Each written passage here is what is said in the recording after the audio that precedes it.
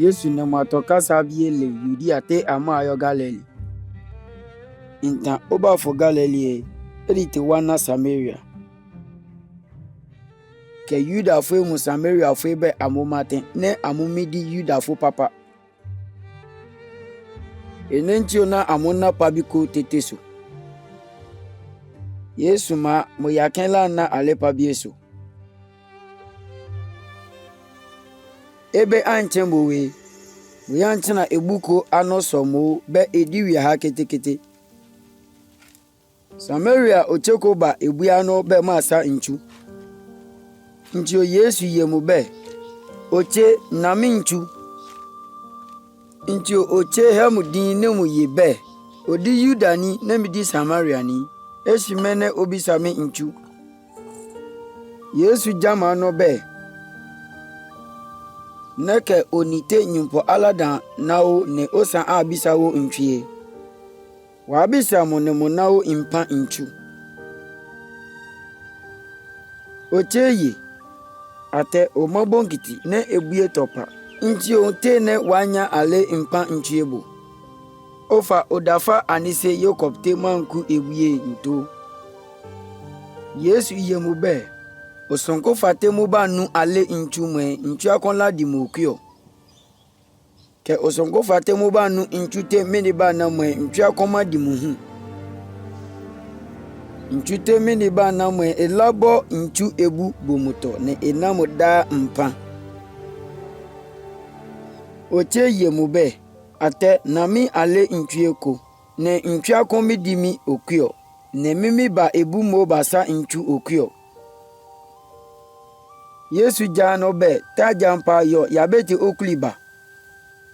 Muye mimakuli. Muye onye anokwale be omakuli.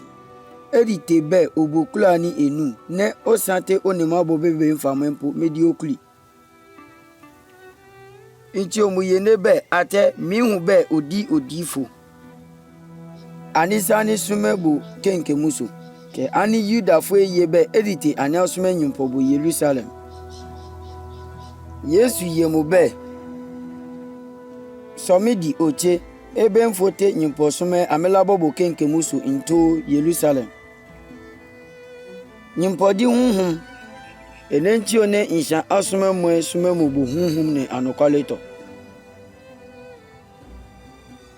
Oche ye minibe Kristo laba kemoba maya ni trokufa. Mujana no be mifane mine we itali.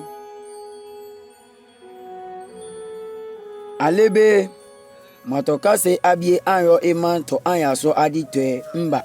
Igba mufu be mune oche itali. Oche mamushimu panye sire yo iman to be ma ye inshan. Ani ba he onyi kote munyemi troko fate mimo. Mana mo Kristo ento. Insabo ema te kule mo be mone nani tina emplebi. Ebe mone nani anchina inshapi so mudi. Amuye afuma ani nipa be mufadi osate mala so adetwe.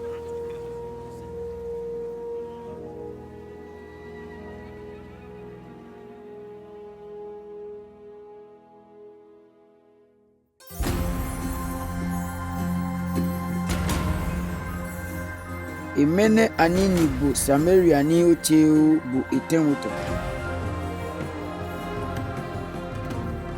Emenchio ne Yesu ni mutale ke menchio. Samaria oche etale bu inchu kenke oke be Yesu ne kasakia ne mune eka impa inchu.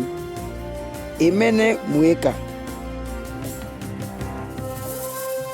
Emene Samaria ni oche hubo osamune ne ataleo. Ne mene mubo ebete mahu osante madie. Bote Yesu anyi ka Samaria ni emedi no kwalesun.